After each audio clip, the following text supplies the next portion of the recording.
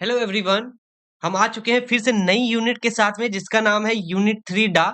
और जिसमें हम ग्राफ एल्गोरिदम के बारे में बात करेंगे। देख सकते हो यहाँ पे बहुत ही अच्छी मैंने पीडीएफ आपको क्रिएट करके दे दी है। ये आपको मिल जाएगी डिस्क्रिप्शन बॉक्स में लिंक, वहां से आप सिंपल डाउनलोड कर सकते हैं। अगर भाई कोई भी प्रॉब्लम आती है तो वहां पे आप सिंपल पूछ सकते हैं।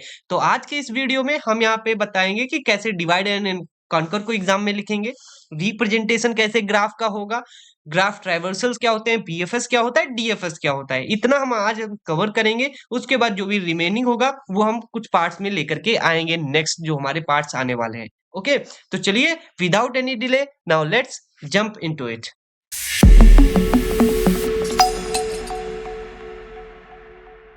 वेल, अब हम यहाँ पे डिवाइड एंड कनकर को देखेंगे कि कैसे हम यहाँ पे इसको पढ़ेंगे और ये क्या होता है। देखो, ये हमारा थर्ड यूनिट का मेन टॉपिक है। जब तक हम इसको नहीं समझेंगे तब तक आगे के टॉपिक हमारे जो नहीं समझ में आएंगे। तो देखते हैं डिवाइड एंड कॉन्कर क्या होता है। कह रहा है, देखो ये सिंपल कह रहा है, एक स्ट्रेटजी होती है inspired by the idea of breaking large task into the smaller and manageable parts. जैसे आपने यहाँ पे कभी कभी देखा होगा कि जैसे एक क्या होती कंपनी है। कंपनी में क्या होगा, एक पर्टिकुलर बॉस होगा। अब ये बॉस क्या करता है, अपना जो ये इसको एक कोई मान लिया प्रोजेक्ट मिला। अब ये प्रोजेक्ट बहुत बड़ा हो सकता है, तो उसको क्या करता है, सेपरेट क्या करता है, मॉड्यूल्स में तोड़ देता है। M1, M2, M3, M4, मतलब इन्होंने देखो इस प्रोजेक्ट, ये क्या थी, एक प्रॉब्लम थी, उस प्रॉब्लम के अलग अलग पार्ट्स में डिवाइड कर दिया। ये पार्ट क्या कर रहा है, कोई अलग टीम टीम टीम 1 सॉल्व कर रही है, इसको टीम 2 सॉल्व कर रही है, इसको टीम 3 सॉल्व कर रही है, इसको टीम 4 सॉल्व कर रही है ना। फिर उसके बाद क्या हुआ, जब इन्होंने सभी सॉल्व कर लिए, मतलब यही तो मॉड्यूल ही प्रोजेक्ट के थे, जब ये कंप्लीट हो गए तो इनको क्या करेगा, सिंपल इनको सभी को क्या करेगा, कंबाइन कर देगा। ये कंबाइन करने के बाद जो रिजल्ट आएगा वही हमारा तो इस प्रोजेक्ट का आउटपुट आना चाहिए था।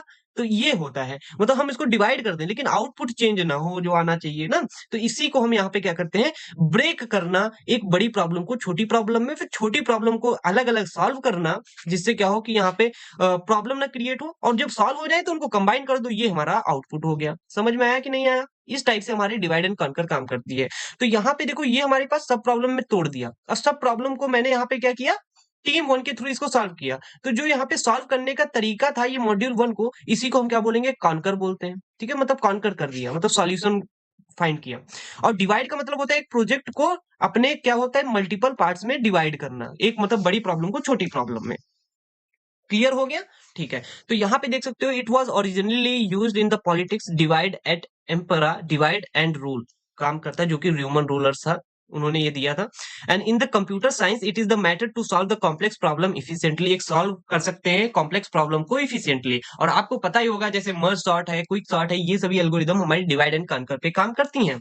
तो इसमें स्टेप कौन कौन से जरूरी हैं, जैसा कि मैंने आपको बताया था, डिवाइड है, कॉन्कर है और कंबाइन है। तीन चीजें हमारी यहाँ पे काम करती हैं। तो डिवाइड क्या करता है, ये भी आप यहाँ पे देख लीजिए। कह रहा है split the main problem into the smaller non overlapping problem. ये ओवरलैप नहीं करेंगी प्रॉब्लम्स, मतलब ये स्मॉलर होंगी लेकिन एक दूसरे के साथ ओवरलैप नहीं करेंगी। लेकिन ये प्रोजेक्ट जो था, मतलब ये जो बड़ी प्रॉब्लम है, ये हो सकता है ओवरलैप करे, इसमें बहुत सारी चीजें। लेकिन जो ये मॉड्यूल बनेगा वो कभी ओवरलैप नहीं होंगे, मतलब अलग अलग चीजें काम करेंगी। इनको हम सेपरेटली सॉल्व करेंगे। जो सेपरेटली सॉल्व करने का मेथड है उसी को हम कॉन्कर बोलते हैं। और कॉन्कर करने के बाद में सभी का आउटपुट आ चुका है। हर एक छोटी प्रॉब्लम का, हर एक छोटी प्रॉब्लम का हम क्या करेंगे, यहाँ पे सिंपल क्या करेंगे, आपको पता ही होना चाहिए। यहाँ पे हम क्या करेंगे, कंबाइन कर देंगे। कंबाइन करने के बाद जो आउटपुट आएगा वही हमारा रिजल्ट होगा। ठीक है, फिर हम कॉन्कर करेंगे, solve each of these smaller सब प्रॉब्लम्स, जिसको हम कॉन्कर करना बोलते हैं। फिर उसके बाद हम कॉन्कर करने के बाद जो हमारा रिजल्ट आएगा सब प्रॉब्लम्स का, उनको मर्ज कर देंगे, solution of the sub problem to solve original problem, जिसको हम क्या बोलेंगे, कंबाइन बोलते हैं। ठीक है, तो ये देख सकते हो हमारे पास कुछ यहाँ पे मैंने एक चार्ट बना के रखा है। मेरे पास एक प्रॉब्लम थी, उसको सब प्रॉब्लम में तोड़ दिया, और इस सब प्रॉब्लम को मैंने खुद अलग से सॉल्व कर लिया। सॉल्व करने के बाद में यहाँ पे देख सकते हो दोनों को फिर मैंने इनको क्या किया, कंबाइन कर दिया। जो सब प्रॉब्लम को सॉल्व करना ही क्या होता है, कॉन्कर होता है। ठीक है, आई होप आपको यहाँ पे क्लियर हुआ होगा। वहीं पे मैं इसके एप्लीकेशन की बात करूं, used in the algorithm for the sorting, merge sort, quick sort and searching, binary search and computational geometry, ये सभी इसके एप्लीकेशन है। इनमें हम यूज करते हैं। जैसे बाइनरी सर्च भी होता है, हमारे पास बहुत सारे एलिमेंट्स होते हैं, तो उनको हम ब्रेक करते हैं। एक यहाँ से ब्रेक कर दिया, एक यहाँ से ब्रेक कर दिया, यहाँ से ब्रेक कर दिया। फिर अलग अलग सर्च करते हैं कि यहाँ पे है कि नहीं है, यहाँ पे है कि नहीं है, यहाँ पे है कि नहीं है। अगर जहाँ पे होता है वहां से हम एलिमेंट को क्या करते हैं, फेच कर लेते हैं। और वहीं पे यह बात करते हैं इफिशियंसी की, reduce the time complexity over often achieving the O and log n, making it suitable for the large data set। जब लार्ज डेटा सेट होता है उसको ये क्या करते हैं, बहुत जल्दी अचीव कर लेता है, बहुत ही कम टाइम में। ठीक है, n log n में। तो आई होप आपको यहाँ पे ये समझ में आएगा कि कैसे यहाँ पे हमारा डिवाइड एंड कॉन्कर काम करता है। ये आएगा तो 2 मार्क्स में अगर आपको आता है तो आप सिंपल लिख पाएंगे, ज्यादा हार्ड नहीं होता है। अब हम जो सबसे इंपॉर्टेंट जो चीज है जो कि डिवाइड एंड कॉन्कर पे बेस्ड है, मैट्रिक्स चेन मल्टीप्लीकेशन प्रॉब्लम। जो मैट्रिक्स चेन मल्टीप्लीकेशन प्रॉब्लम है ये बहुत ज्यादा इसकी टाइम कॉम्प्लेक्सिटी होती है, आई थिंक m की पावर क्यूब में होती है, लेकिन इसको हम रिड्यूस कर सकते हैं डिवाइड एंड कॉन्कर से m की पावर 2.81 समथिंग, मतलब थोड़ा सा इसकी पावर कम हो जाएगी। तो ये किसके थ्रू होगा, अगर हम जैसे जो हम बेसिक जो नहीं हमने पढ़ा था एरे को लेकर के हम उसको सॉल्व करते हैं, दो मैट्रिक्स की मल्टीप्लीकेशन करते हैं जब आप स्टार्टिंग करते हैं एरे की, तब वो बेसिक होता है। लेकिन यहाँ पे हम स्ट्रेशन मैट्रिक्स मल्टीप्लीकेशन का यूज करेंगे, उसके थ्रू हम यहाँ पे इसकी टाइम कॉम्प्लेक्सिटी को थोड़ा सा रिड्यूस कर सकते हैं। तो चलिए हम यहाँ पे देखते हैं कैसे होगा ये सभी चीजें। देख सकते हैं मैट्रिक्स चेन मल्टीप्लिकेशन, जिसको हम मैट्रिक्स चेन ऑर्डरिंग प्रॉब्लम भी बोल सकते हैं, MSCOP, is an optimization problem that can be solved using dynamic programming. यहाँ पे हम डायनेमिक प्रोग्रामिंग का यूज करते हैं। डायनेमिक प्रोग्रामिंग बेसिकली आप जो होती है वो हमारी बेस्ड होती है डिवाइड एंड कॉन्कर पे ही कह सकते हो, ठीक है। जो MCOP helps to find the most efficient way to multiply the given matrix and solution for the matrix chain in the multiplication math problem is station matrix multiplication. मतलब जो solution है मैट्रिक्स चेन मल्टीप्लीकेशन का, उसी को हम क्या बोलेंगे, station matrix multiplication. तो चलिए हम स्टेशन मैट्रिक्स मल्टीप्लीकेशन कैसे होता है वो भी हम यहाँ पे दिखाना चाहेंगे। तो ये बहुत ज्यादा इजी है, मैं यहाँ पे आपको दे दिया हूँ और यहाँ पे आप सिंपल पढ़ सकते हैं। देख सकते हैं स्टेशन मैट्रिक्स मल्टीप्लीकेशन। यहाँ पे देख सकते हो मेरे पास क्या है, सबसे पहले मैट्रिक्स करना है मल्टीप्लाई का, ठीक है। तो हमारे पास कौन कौन सी मैट्रिक्स होंगी, एक तो ये ए मैट्रिक्स है, एक ये हमारे पास बी मैट्रिक्स है। तो दोनों हमारे पास अभी मैट्रिक्स अवेलेबल है, ठीक है। अब ये दोनों मैट्रिक्स अवेलेबल है, अब हम करेंगे क्या, हम क्या करेंगे, divide the matrix into the sub matrix. देखो यहाँ पे अभी हमारे पास सिर्फ 4 ही है, तो यहाँ पे हर एक एलिमेंट क्या होगा, अलग अलग डिवाइड। अगर यहाँ पे 16 एलिमेंट्स होते तब क्या होता, यहाँ पे मतलब 4 यहाँ पे बनते, 4 यहाँ पे बनते, 4 यहाँ पे बनते, 4 यहाँ पे बनते, ठीक है। टोटल 16 होते हैं, मतलब कितने भी एलिमेंट हो उनको हम 4 पार्ट में डिवाइड करेंगे। तो यहाँ पे 4 ही है, तो यहाँ पे सिर्फ ए वन वन की वैल्यू क्या होगी, 1 होगी। लेकिन अगर 16 होते हैं तो यहाँ पे 4 एलिमेंट का मतलब डिवाइड होता है ना, वो आप समझ पा रहे हो कि कैसे होगा। मतलब कितनी भी बड़ी प्रॉब्लम हो उसको हम सब मैट्रिक्स में डिवाइड कर देंगे। ऐसे बी की जितनी बड़ी मैट्रिक्स होगी उसको भी सब मैट्रिक्स में डिवाइड कर देंगे। फिर हम क्या करेंगे, देखो यहाँ पे ए वन की वैल्यू क्या आएगी, यहाँ पे 1 आएगी। लेकिन अगर यहाँ पे ए में 16 एलिमेंट्स होते हैं तो ए के पास कितने होते हैं, 4 एलिमेंट्स होते हैं। ए वन टू के पास 4 होते हैं, इसके भी 4, इसके भी 4, ठीक है। आई होप आपको यहाँ पे क्लियर हुआ होगा। तो यहाँ पे हमने सभी के एलिमेंट्स लिख लिए जो कि आपको यहाँ पे इजिली लिख सकते हैं। ए वन वन का ये एलिमेंट, ए टू टू का ये, ऐसे बी वन वन का ये एंड बी टू वन का ये, ठीक है। ऐसे आप यहाँ पे निकाल सकते हैं। जब यहाँ पे मैंने यहाँ पे देख सकते हो ये सभी एलिमेंट्स को लिख लिया आराम से, ये आपको पीडीएफ में मिल जाएगा तो उसकी टेंशन नहीं लेनी। अब यहाँ पे हम क्या करेंगे, कंप्यूट करेंगे 7 प्रोडक्ट। 7 प्रोडक्ट कौन कौन से होंगे, M1 से लेकर के M7 तक आपको कैलकुलेट करना है। तो ये कैसे कैलकुलेट होंगे, M1 की वैल्यू आपको निकालना है A11 प्लस A22, ये आपको याद ही करना पड़ेगा, इसका कोई शॉर्टकट नहीं है। And A B11 plus B22, ये आपको कैलकुलेट करना है। इसकी कैलकुलेट करने के बाद वैल्यू यहाँ पे आएगी, जो आप वहीं पे सिंपल वैल्यू रख देंगे और आपका यहाँ पे आंसर आ जाएगा, कोई दिक्कत नहीं है। M2 की वैल्यू भी आपको यहाँ से कैलकुलेट करनी पड़ेगी, A21 प्लस 22 मल्टीप्लाई करना पड़ेगा B11 से। मतलब कुछ इस टाइप से आपको यहाँ पे काम करना पड़ेगा। आपको यहाँ पे मैंने फॉर्मूले दे दिए हैं, देख सकते हो। A12 माइनस A21 करना पड़ेगा, जिसकी वैल्यू यहाँ पे ये आ जाएगी। M4 के लिए A22 मल्टीप्लाई करना पड़ेगा B21 B-1 के साथ में, ठीक है। M5 की भी वैल्यू निकालनी पड़ेगी, जिसमें A11 है, A12 है, यहाँ पे A22 आ गया, ठीक है। तो कुछ इस टाइप से हम यहाँ पे कैलकुलेट करेंगे। वहीं पे M6 की वैल्यू निकालनी है तो यहाँ पे M21 माइनस A11 करना पड़ेगा एंड मल्टीप्लाई करना पड़ेगा B12 प्लस B21 से, जिसकी वैल्यू यहाँ पे आएगी, ठीक है। अब हम यहाँ पे क्या करेंगे, देखो यहाँ पे मैंने एक रिपीट कर दिया लाइन, इसको हटा सकते हो। यहाँ पे M7 करेंगे, M7 भी निकाल लिया। तो मैंने M1 से लेकर के M7 फार्मूले लगा करके यहाँ पे मैंने कर लिया। आप यहाँ पे 2 या 3 क्वेश्चन इसके कर लेंगे कहीं से सर्च करके, तो आपको ये समझ में आ जाएगा। बेसिकली मैं आइडिया दिया हूँ कि ऐसे स्टेशन मैट्रिक्स काम करती है, ठीक है। तो यहाँ पे सिंपल क्या करना है, कैलकुलेट करना है सब मैट्रिक्स ऑफ द सी। अब सी की वैल्यू को कैसे कैलकुलेट करेंगे, C11 कैलकुलेट करना है, C12 कैलकुलेट करना है, C21 कैलकुलेट करना है, C22, 4 चीजें कैलकुलेट करनी है। अब ये चारों चीजें कैसे कैलकुलेट होंगी, M1 plus M4 minus M5 plus M6 इस M7, ठीक है। ये फार्मूला आपको लगाना है। वहीं पे C11 के लिए ये फार्मूला लगाना, C12 के लिए ये लगाना है, C21 के लिए ये लगाना है एंड C22 के लिए ये वाला फार्मूला लगाना है। अब लगाएंगे तो सभी की वैल्यू जो M1 से लेकर के M7 रखी थी वो सभी यहाँ पे पुट करके आप अपनी वैल्यूज को निकाल सकते हैं। तो 4 वैल्यूज आएंगी, जो 4 वैल्यूज आई हैं वही हमारा क्या होगा, रिजल्टेंट मैट्रिक्स होगा C। तो C में क्या होगा, C11 यहाँ लिख दो, C12 यहाँ लिख दो, C21 यहाँ, C22 यहाँ पे। तो ये हमारा मैट्रिक्स जो आएगा वो रिजल्टेंट मैट्रिक्स होगा। तो बस इस टाइप से हम स्टेशन मैट्रिक्स को सॉल्व करते हैं।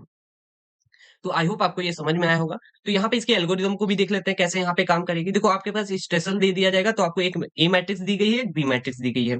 अब यहाँ पे देखो दोनों की मैट्रिक्स में अगर कोई भी एक मैट्रिक्स है जिसका साइज ए है और यहाँ पे जिसकी वैल्यू 1 आ गई है, तो हम क्या करेंगे, जैसे अभी मेरे पास एक ही एलिमेंट है, मान लिया 5, ठीक है, तो इसकी रो भी क्या होगी, 0 होगी, कॉलम भी 0 होगा, तो ए 0 0 एंड बी 0 इसका मल्टीप्लीकेशन कर देंगे, वही हमारा क्या होगा, आउटपुट होगा, अगर सिर्फ सिंगल एलिमेंट ए में भी है और बी में भी, ठीक है। आई होप आपको यहाँ पे क्लियर हुआ, ठीक है। अब उसके बाद हम यहाँ पे क्या करेंगे, डिवाइड करेंगे ए को कितने में, 4 पार्ट में, A11 में, A12 में, A21 में, A22 में। ऐसे बी को भी हम क्या करेंगे, डिवाइड करेंगे B11 में, B12 में, B21 में एंड B22 में, ठीक है। दोनों को डिवाइड किया, जब दोनों को मैंने यहाँ पे डिवाइड कर लिया, तो यहाँ पे देख सकते हो, वेट मिनट, जब मैंने यहाँ पे डिवाइड कर लिया, उसके बाद में आपको पता है हम यहाँ से M1 से लेकर के M7 निकालेंगे। कहोगे सर ये कहाँ से आ गया, जो वहां पे मल्टीप्लाई कर रहे थे एक दूसरे को, यहाँ पे आपको कामा करके दे देना है, ठीक है, देख सकते हो। वेट अ मिनट, यहाँ पे देख सकते हो जो M1 की वैल्यू थी, जो M2 की वैल्यू थी, ये सभी जो वैल्यूज थी उसी को मैंने यहाँ पे कॉमा के साथ में आपको सिंपल क्या करना है, पास कर देना है। ये रिकर्सिवली सॉल्व करेंगे। ये कैसे सॉल्व करेंगे, रिकर्सिवली सॉल्व करेंगे। जो भी लोग यहाँ पे पढ़े होंगे रिकर्जन या डायनेमिक प्रोग्रामिंग, उनको अच्छे से ये समझ में आ रहा होगा कि ये कैसे यहाँ पे काम कर रहा है, ठीक है। तो यहाँ पे A21 प्लस A22 यहाँ पे आ जाएगा, इसको B11 के साथ में कर देंगे। ये बहुत ही ज्यादा इजी है, इससे ज्यादा इजी नहीं होगा। मुझे इसमें सबसे इजी टॉपिक यही लगा था। बस आपको क्या करना है, कुछ ज्यादा नहीं, यहाँ पे कुछ चीजें याद करनी है, मेमोराइज करना है, वो आप कर लेंगे तो आपको यहाँ पे अच्छे से समझ में आ जाएगा। जब यहाँ पे देख सकते हो M से लेकर के 7 तक यहाँ पे वैल्यूज निकल आई, तो हम क्या करेंगे, सिंपल क्या करेंगे, C1 की वैल्यू निकाल लेंगे, C12 की निकाल लेंगे एंड C21 की निकाल लेंगे एंड C22 की निकाल लिया। चारों वैल्यू अगर निकल गई तो हम चारों को क्या करेंगे, सिंपल कंबाइन कर देंगे और किसमें, C में, और यही C को हम क्या करेंगे, रिटर्न कर देंगे, क्योंकि C ही हमारा आउटपुट होगा। तो बस इतना ही था। आई होप आपको यहाँ पे क्लियर हो गया होगा कि कैसे ये काम कर रहा है। और अगर कोई प्रॉब्लम आती है तो सिंपल हमसे पूछ सकते हैं। ये पीडीएफ में आपको दे दूंगा, सो दैट आप इसको अच्छे से पढ़ पाएंगे। हो सकता है, देख सकते हो यहाँ पे ये फिगर थोड़ा ब्लरी है, तो आप इसको मैनेज कर सकते हैं, थोड़ा सा पढ़ सकते हैं। और थोड़ी सी चीजें यहाँ पे प्रॉब्लम क्रिएट करती है ना कभी कभी। यहाँ पे मैं देख नहीं पाया, तो ये थोड़ा सा ब्लरी हो गया, इसको आप अच्छे से देख लेंगे, कोई दिक्कत नहीं आएगी, ठीक है। वेल, अब मैं यहाँ पे आपको क्या करूंगा, रिप्रेजेंटेशन पढ़ाऊंगा कि कैसे ग्राफ का रिप्रेजेंटेशन कर सकते हैं। तो यहाँ पे हमारे पास दो मेथड आते हैं। एक तो पहला मेथड है जिसका नाम है एडजेंसेंसी मैट्रिक्स। क्या नाम है, एडजेंसेंसी मैट्रिक्स। और दूसरा जो नाम होता है वो होता है एडजेंसेंसी लिस्ट, ठीक है। एंड यहाँ पे एक तीसरा भी मेथड होता है जिसका नाम होता है इंसिडेंस मैट्रिक्स। तो ये सभी चीजों के बारे में हम यहाँ पे डिस्कस कर लेते हैं। तो देखो, जो एडजेंसेंसी मैट्रिक्स मैंने पहला नंबर बताया, ये भी हमारा दो टाइप का होता है, क्योंकि हमारे ग्राफ दो टाइप के होते हैं, एक डायरेक्टेड होता है, एक अनडायरेक्टेड होता है। सॉरी, यहाँ पे मैंने गलती कर दी, ये अनडायरेक्टेड है, ये अनडायरेक्टेड है, और ये हमारा डायरेक्टेड है, ठीक है। तो देखो, अनडायरेक्टेड का मतलब होता है कि अगर एक, यहाँ पे ये देख सकते हो वर्टेक्स एक दूसरे को एज कनेक्ट कर रही है, तो इसका मतलब क्या है कि ए से हम बी पे भी जा सकते हैं, बी से ए पे भी जा सकते हैं, कोई यहाँ पे डायरेक्शन बताई नहीं है, डिफाइन नहीं है। तो इसको हम कैसे यहाँ पे करेंगे, तो देख सकते हो, यहाँ पे देख सकते हो, मैं बहुत इजी से वे में बताऊंगा। यहाँ पे देख सकते हो ए से बी के लिए एज है, तो इसका मतलब है ए से बी के लिए 1 करेंगे, और यहाँ पे बी से ए के लिए भी 1 करना पड़ेगा। क्लियर है, यहाँ पे अभी समझ में आ गया होगा। अब हम यहाँ पे देखते हैं, जैसे बी से देखो सी पे, बी से सी पे है, तो बी से सी भी करना पड़ेगा 1 और सी से बी भी 1 करना पड़ेगा, देख सकते हो, मतलब दोनों के लिए करना पड़ेगा। डी से बी, देखो, डी से आप बी के लिए भी 1 कर रहे हैं, तो बी से आपको यहाँ पे देख सकते हो, बी से डी के लिए भी आपको यहाँ पे 1 करना पड़ेगा। तो यही हमारा रिप्रेजेंटेशन होता है। यहाँ पे आपको एक मैट्रिक्स बनानी पड़ेगी, मैट्रिक्स में जितनी आपकी वर्टेक्स है उतना यहाँ पे आपको काम करना पड़ता है, ठीक है। आई होप आपको यहाँ पे क्लियर हुआ होगा, ठीक है। तो यहाँ पे ऐसे सेम हम क्या करेंगे, डायरेक्टेड मैट्रिक्स के लिए करेंगे। तो डायरेक्टेड मैट्रिक्स के लिए भी बहुत ज्यादा इजी है। कहोगे कि सर कैसे, देखो यहाँ पे आपको क्या करना है, 4 यहाँ पे बनाने हैं नोट्स एंड 4 यहाँ पे बनाने हैं, जितने यहाँ पे नोट्स है, ठीक है। तो आप देखो, ए से लेकर के ए से कहाँ पे जा रहा है, बी पे, तो ए से हम बी पे 1 कर दिए, ठीक है। अब कहाँ पे देखो, ए से कोई है नहीं नोट, अब हम बी पे जाएंगे, बी से कहाँ पे जा रहा है, सी पे, एंड बी से कहाँ पे जा रहा है, डी पे, तो सी पे और डी पे भी बना दिया। अब हम कहाँ पे जाएंगे, सी पे, सी पे देख सकते हो, सी से कहीं पे भी नहीं जा रहा है, सी पे कहीं पे भी नहीं जा रहा है, देख सकते हो यहाँ पे सभी 0 है। अब हमारा देख सकते हो यहाँ पे क्या है, डी से हम सिर्फ और सिर्फ ए पे जा रहे हैं, तो ए पे 1 कर देंगे और सभी जगह 0 कर दिया। तो इस हिसाब से हम रिप्रेजेंटेशन करते हैं किसका, एडजेंसी मैट्रिक्स में डायरेक्टेड ग्राफ का, ठीक है। तो आई होप आपको यहाँ पे समझ में आया होगा। अब हम थोड़ा सा चलते हैं, जो हमारा लिंक लिस्ट है, एडजेसेंसी लिस्ट बोल सकते हो, या लिस्ट कैसे आप यहाँ पे काम करती है, वो हम यहाँ पे देखते हैं। तो यहाँ पे मैंने एक चीज की है, यहाँ पे मैं सिर्फ डायरेक्टेड ग्राफ लिया हूँ। आपको अनडायरेक्टेड ग्राफ होगा तो आप वहां पे भी बना सकते थे, तो मैं यहाँ पे आई थिंक ऐड नहीं किया, मुझे ऐड करना था, मैं यहाँ पे भूल गया हूँ। तो आप यहाँ पे ऐड भी कर सकते हैं। मैं सिर्फ डायरेक्टेड बताऊंगा और आप अनडायरेक्टेड इजिली समझ जाएंगे। तो देखो डायरेक्टेड में क्या होगा, आपके पास ए नोड होगा, आपके पास जितने नोड है A B C D E, तो आपको सभी को स्टार्टिंग नोड यहाँ पे सभी बना लेने हैं, ठीक है। अब देखना है ए से हम कहाँ पे जाते हैं, बी पे, ठीक है। अब बी से कहाँ पे जा रहे हैं, बी से हम यहाँ पे बी से नहीं, अब ए से हम कहाँ पे जा सकते हैं, बी पे, और ए से कहाँ पे जा सकते हैं, हम सी पे भी जा सकते हैं, ठीक है। तो यहाँ पे इस टाइप से आपको ये देखो ए कंप्लीट हो गया। अब ऐसे आपको क्या करना है, अब यहाँ पे देखना है बी। अब बी पे देख सकते हैं, बी से हम ई पे जा सकते हैं, बस बी से ई पे ही जा सकते हैं, तो देख सकते हो बी से हम ई पे ही जा सकते हैं। एंड सी से देख सकते हो, सी से हम डी पे जा सकते हैं सिर्फ, तो सी से हम डी पे ही जा सकते हैं। एंड डी से देख सकते हो ई पे भी जा सकते हैं, बी पे भी जा सकते हैं, तो देख सकते हो डी से हम बी पे भी जा पा रहे हैं, ई पे भी जा रहे हैं। लेकिन ई से हम कहीं पे भी नहीं जा पा रहे हैं, तो ई से हम कहीं पे भी नहीं जा पा रहे हैं। तो इस हिसाब से आप एडजेसेंसी लिस्ट का बना सकते हैं, ठीक है। आई होप आपको समझ में आया होगा। तो अब हम यहाँ पे बात करेंगे थोड़ा सा इंसिडेंस मैट्रिक्स की। किसकी बात करेंगे, इंसिडेंस मैट्रिक्स की। तो इंसिडेंस मैट्रिक्स कैसे काम करती है वो भी हम यहाँ पे बताएंगे। यहाँ पे आपको क्या करना है, एरे को बना लेना है। एरे को कैसे आप बनाएंगे, यहाँ पे देखना कि हमारे पास हर एक नोड का एक नाम है कि नहीं, ए बी सी डी, और हर एक नोड पे क्या होगा, एक वेट होगा, मतलब ये इसकी वैल्यू कितनी है, तो वो आपको यहाँ पे ध्यान देना है। तो ए से लेकर के देख सकते हो, ए से अगर हम देखें यहाँ पे ए, ए और यहाँ पे वन, ए और वन पे देख सकते हो, यहाँ पे वन मैंने बना दिया, ठीक है। और यहाँ पे देख सकते हो ए से क्या, सी पे जाने के लिए कितना वेट लग रहा है, थ्री, तो यहाँ पे आपको थ्री लिखना पड़ेगा। एंड ए से देख सकते हो फोर पे जा रहा है, तो यहाँ पे देख सकते हो फोर पे भी यहाँ पे आपको बनाना पड़ेगा, मतलब कि कहाँ पे इंसिडेंस हो रहा है, तो उसका वेट क्या है, ठीक है, ये आपको यहाँ पे बताना है। तो देख सकते हो बी पे देख सकते हो, बी से देख सकते हो वन है, तो देखो वन पे मुझे बनाना पड़ा। बी से देखो टू पे भी है, तो टू पे भी वन, और उन पे सब पे जीरो हो गया। ऐसे सी के लिए देख सकते हो, सी के लिए हम यहाँ पे देखेंगे थ्री पे जा रहा है, टू पे जा रहा है, तो थ्री पे जा रहा है, टू पे भी जा रहा है, देख सकते हो, ठीक है। ऐसे डी के लिए देख सकते हो, सिर्फ फोर पे जा रहा है, तो फोर पे वन हो गया। तो इस हिसाब से हम यहाँ पे इंसिडेंस मैट्रिक्स काम करती है। अगर डायरेक्टेड ग्राफ होता तो डायरेक्टेड के लिए कैसे काम करती, बहुत ईजी है। हम देखो यहाँ पे देखते हैं ए से बी पे जा रहा है वन पे, तो ठीक है वन पे हो गया, ठीक है। अब यहाँ पे देख सकते हो, ध्यान देना, अब ए से कहां पे जा रहा है, फोर पे भी जा रहा है, तो फोर पे भी वन कर दिया, ठीक है। लेकिन देख सकते हो ए पे क्या हो रहा है, इंसिडेंस मैट्रिक्स आ रही है तीन नंबर पे, तो तीन नंबर पे आ रही है, तो आ रही है तो उसके लिए माइनस वन सेट करोगे। जीरो पे मतलब न आ रही है न जा रही है, देखो यहाँ पे वन का मतलब आ रही है, जीरो का मतलब न आ रही है न जा रही है, एंड माइनस वन का मतलब है आ रही है, ठीक है, और वन का मतलब जा रही है, ठीक है। ये आपको यहाँ पे क्लियर हो गया होगा। तो यहाँ पे आप सिंपल इस मैट्रिक्स को आप यहाँ पे बना सकते हैं। मैंने आपको नोट्स दे दिए, आप अच्छे से कर पाएंगे, मैं यहाँ पे इसमें ज्यादा टाइम वेस्ट नहीं करूंगा, ठीक है। अब हम यहाँ पे ग्राफ ट्राइवर्सल की बात करेंगे। तो ग्राफ ट्राइवर्सल क्या होता है, graph is represented by the nodes and edges. Nodes और एजेस के थ्रू यहाँ पे ग्राफ को रिप्रेजेंट किया जाता है। And so traversal of the each node is the traversing in the graph. जो ट्राइवर्सल होता है वो हमारा हर एक नोड का, सिंपल कह सकते हो, हर एक नोड को ग्राफ में ट्रैवर्स करना, ठीक है। तो यहाँ पे हमारे पास दो बेसिकली स्टैंडर्ड वे हैं, जिसका नाम होता है एक डीएफएस, जिसका नाम होता है डेप्थ फर्स्ट सर्च, एंड दूसरे का नाम है बीएफएस, जिसका नाम होता है ब्रेड्थ फर्स्ट सर्च, ठीक है। तो यहाँ पे हम दोनों मेथड को अच्छे से देखेंगे। तो सबसे पहले हम देखेंगे डीएफएस, जिसका नाम है डेप्थ फर्स्ट सर्च। तो ये क्या करता है, ध्यान देना कि DFS is the search और traversing algorithm in which we use the stack data structure। हम इसमें stack data structure का बात करते हैं, ठीक है। इन DFS we will first focus on the depth then go to the breadth at that level। मतलब हम इसकी डेप्थ में जाते रहेंगे, ठीक है। तो और इसकी टाइम कॉम्प्लेक्सिटी देख सकते हो V प्लस ई, मतलब जितनी वर्टेक्स और एजेस होंगी उनका सम कर लेंगे, जो बड़ा होगा वही हमारी कॉम्प्लेक्सिटी होगी। एंड स्पेस कॉम्प्लेक्सिटी की बात करें तो यहाँ पे इसकी बिगो ऑफ V आती है, मतलब जितनी वर्टेक्स उतनी स्पेस कॉम्प्लेक्सिटी ये लेगा। अब हम यहाँ पे थोड़ा सा न्यूमेरिकल को भी देख लेते हैं कि कैसे हम डीएफएस में एक कोई न्यूमेरिकल दिया जाएगा तो सॉल्व करेंगे, ठीक है। तो यहाँ पे हमारे पास देखो वन है, टू है, थ्री है, फोर है, फाइव है, सिक्स है, सेवन है। कहोगे सर ये क्या है, तो यहाँ पे सिंपल है, ये हमारी इनको नोड कह सकते हो, या फिर हम आप यहाँ पे वर्टेक्स बोलते हैं। तो यहाँ पे बहुत सारी वर्टेक्स है, तो इसीलिए इसका नाम क्या होगा, वर्टिसेस हो जाएगा। क्लियर हो गया, ठीक है। अब कहोगे सर ये क्या है, ये लाइन जो एरो बना है इसको बोलते हैं हम एज बोलते हैं, क्या बोलेंगे, एज बोलेंगे, ठीक है। और उसके साथ में कहोगे सर 8 12 7 10 ये क्या है, तो ये हमारे वेट होते हैं, मतलब 1 से 7 जाने का कितना आया वो 8 है, ठीक है। या 8 स्टेप लगे, कुछ भी बोल सकते हो, मतलब ये वैल्यू दिखाता है कि कितना टाइम कितना कॉस्ट लगेगा, उस वो है यहाँ पे, ठीक है। अगर ये समझ में आ गया तो हम यहाँ पे थोड़ा सा देखते हैं कि आपको जैसे यहाँ पे क्या हुआ कि आपको डीएफएस का एक ग्राफ दिया जाएगा और आपका कहा जाएगा कि इसका डीएफएस आप निकाल के दीजिए एग्जाम में। तो आप कैसे निकालेंगे वो हम यहाँ पे देखते हैं। तो यहाँ पे देख सकते हो कि आपको सिंपल क्या करना है, जब आपको ये दिया जाएगा तो आपको सबसे पहले एडजेसेंसी लिस्ट बनानी है। और उस एडजेसेंसी लिस्ट कैसे बनाते हैं मैंने अभी बताया था। आपको देखना है वन से कहां पे जा रहे हैं, टू पे जा रहे हैं, सेवन पे जा रहे हैं। तो देखो टू और सेवन ही लिखा और कहीं जा नहीं रहे। अब देखो टू से कहां पे, सिर्फ थ्री पे जा रहे हैं।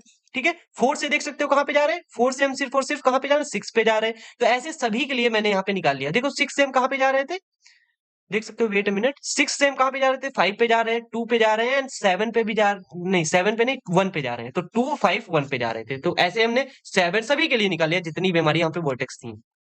जब यहाँ पे निकल जाएगा तो यहाँ पे उसके बाद कहता क्या है कि यहाँ पे जितने भी नोट्स हों उन सभी को क्या कीजिए, अनविजिटेड कर दीजिए।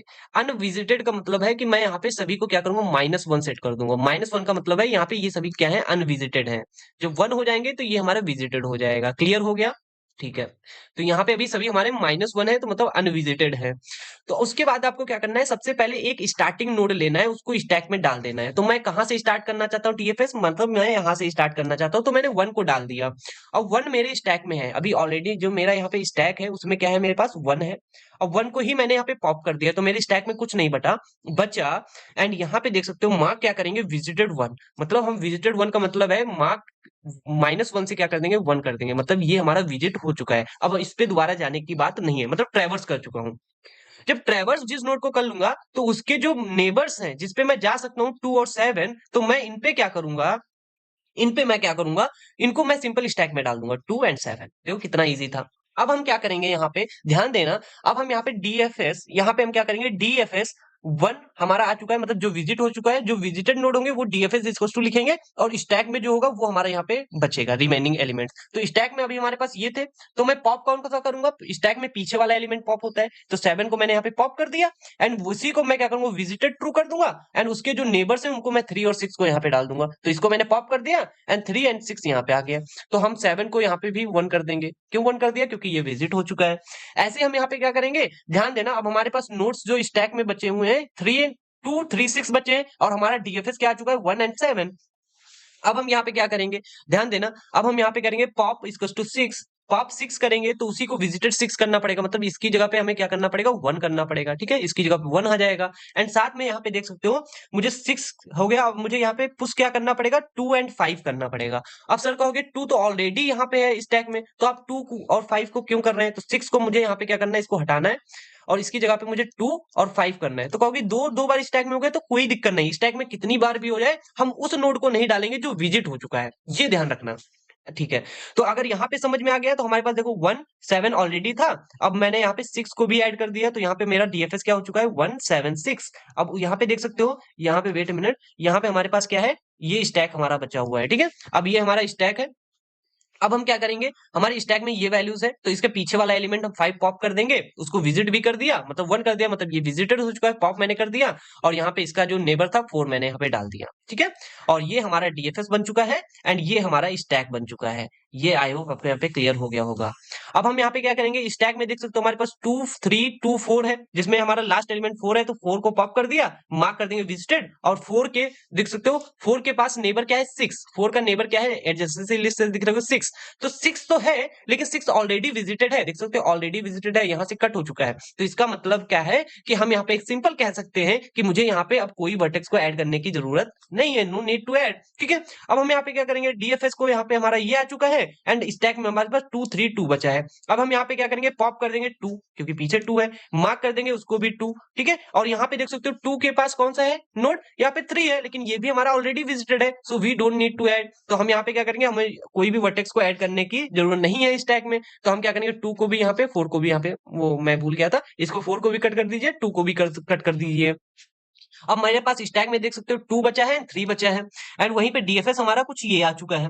अब हमें क्या करना है, स्टैक में हमारे पास यहाँ पे 2 और 3 है, तो हम पॉप पीछे वाला एलिमेंट कर देंगे, मतलब 3 को भी पॉप कर दिया, उसको विजिट कर देंगे, जो विजिट हो चुका है वो डीएफएस में हम यहाँ पे ऐड कर देते हैं एंड स्टैक में हमारे पास 2 बचा हुआ है। एंड देन यहाँ पे देख सकते हो स्टैक में हमारे पास क्या है, 2 है और ये ऑलरेडी, इसको पॉप कर देंगे क्योंकि ये ऑलरेडी विजिटेड है, तो इसको मुझे यहाँ पे ऐड करने की जरूरत नहीं है। तो ये हमारा स्टैक यहाँ पे बन के रेडी हो चुका है। तो इस हिसाब से हम यहाँ पे करते हैं। तो जैसे आपने तो यहाँ पे बना लिया, लेकिन इसको अगर आपको चेक करना है कि ये सही है या गलत है, तो आप यहाँ पे डायरेक्टली कर सकते हैं। तो मैं यहाँ पे देख सकते हो, यहाँ पे मेरे पास 1 है, तो मेरे पास देखो मैं जिसको विजिट करता हूँ, देखो मैं पहले 1 पे गया, ठीक है? 1 से मैं 2 पे जा सकता हूँ, 7 पे, चलो मैं 7 पे चला गया, ठीक है? अब 7 से मैं कहाँ पे जा सकता हूँ? 6 पे जा सकता हूँ और 3 पे जा सकता हूँ। तो मैं यहाँ पे 6 पे चला गया। अब 6 से मैं कहाँ पे जाऊँगा?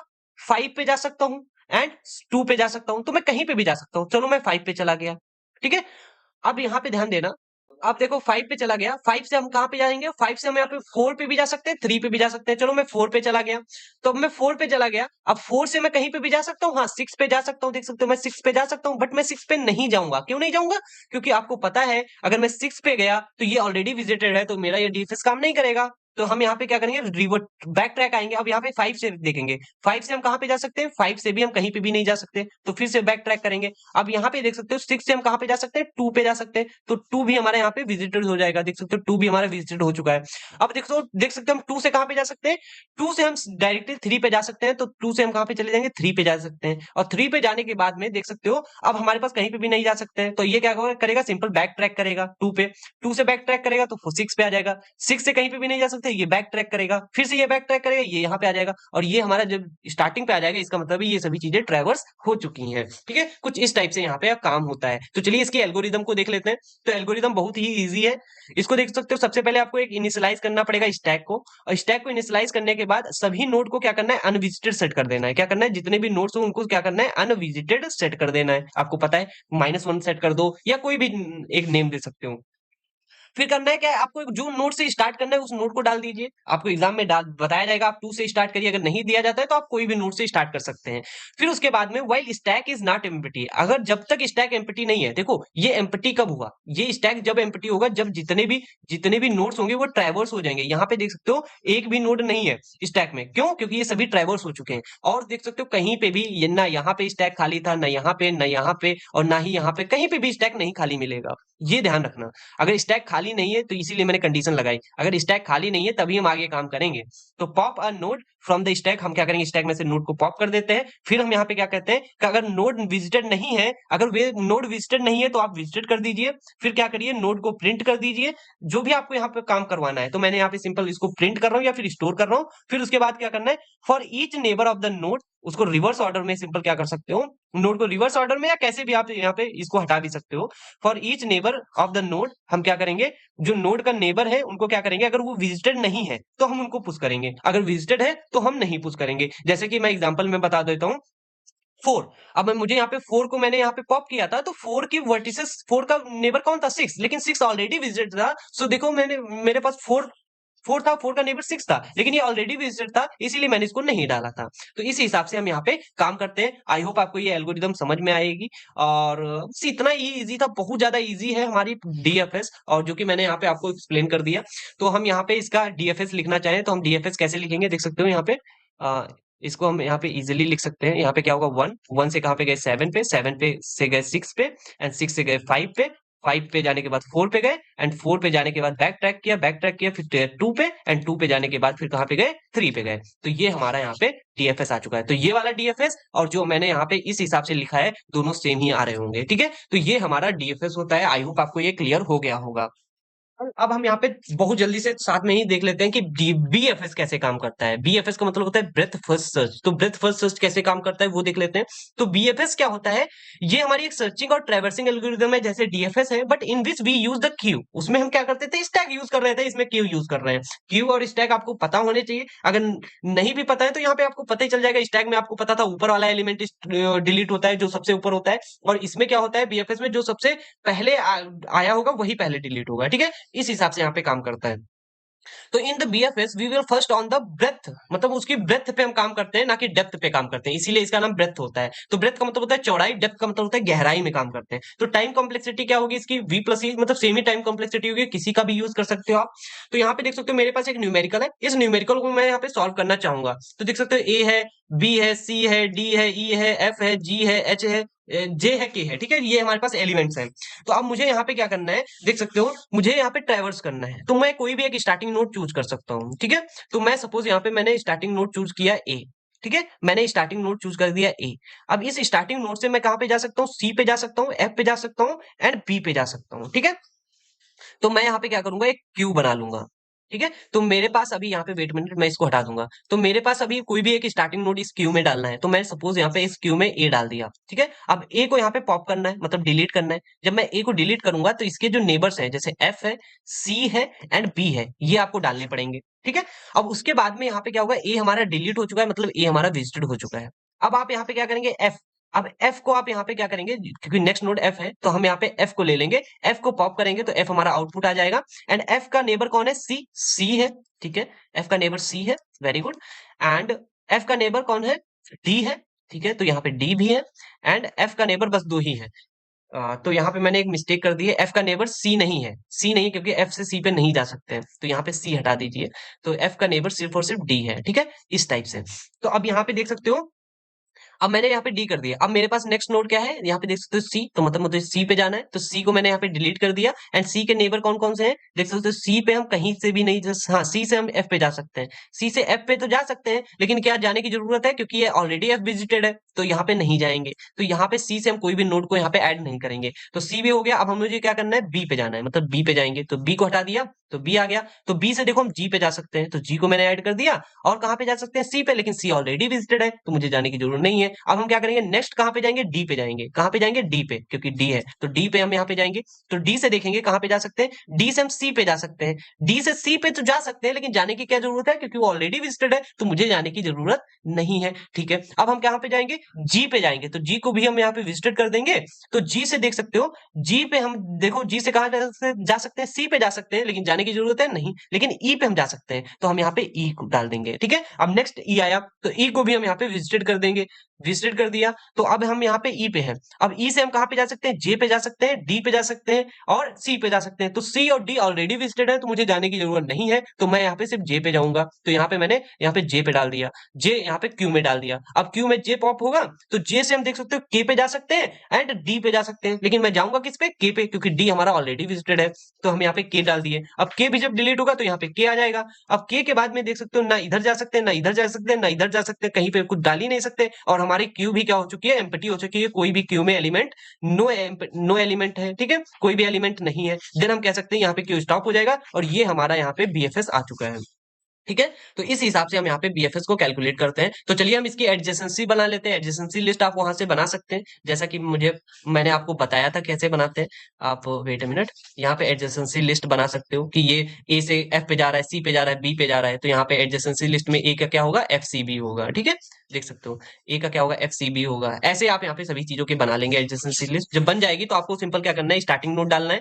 बीएफएस अभी हमारे पास नल है, पॉप कर देंगे, विजिट कर देंगे ए को, और उसके 3 नोडों को डाल देंगे। ठीक है, क्यू में आ गया। अब एफ को यहाँ पे हम, अब देख सकते हो यहाँ पे हमारा बीएफएस अभी ए है, लेकिन पॉप हम क्या कर रहे हैं, एफ को कर रहे हैं, विजिट भी एफ को करेंगे एंड पुश कर देंगे डी को। डी को क्यों पुश किया, क्योंकि एफ के पास क्या है, हमारे पास डी ही है सिर्फ, तो मैंने डी को डाल दिया। ठीक है, अब उसके बाद में मैं क्या करूंगा, सिंपल सी को डालूंगा, सी के बाद में यहाँ पे बी। ऐसे मैं बार बार यहाँ पे करता जाऊंगा। देख सकते हो यहाँ पे सी को यहाँ पे विजिट कर दिया एंड पॉप कर दिया। तो जो मैंने यहाँ पे सी को विजिट और पॉप किया, तो बीएफएस हमारा ये हो जाएगा, और क्यू में मेरे पास ये एलिमेंट बचेंगे। अब मैं बी को यहाँ पे पॉप करूंगा, और उसके बाद में विजिट भी बी को करूंगा एंड पुश कर दूंगा जी। क्यों, क्योंकि बी के पास में देखो सी ऑलरेडी विजिटेड था, लेकिन जी नहीं था, तो मैं जी को पॉप क्यू में डाल दूंगा। ठीक है, फिर डी को करूंगा, ऐसे जी को करूंगा, ई को करूंगा, जे को करूंगा, के को करूंगा। बाद में ये जो हमारा बीएफएस आएगा, ये हमारा कुछ बीएफएस इस टाइप का दिखेगा, जो कि मैं अभी आपको बता ही चुका था कि ये हमारा बीएफएस आएगा उस हिसाब से। ठीक है, तो मैं इसकी थोड़ी सी एल्गोरिदम देख लेता हूँ, तो आपको समझ में आ जाए।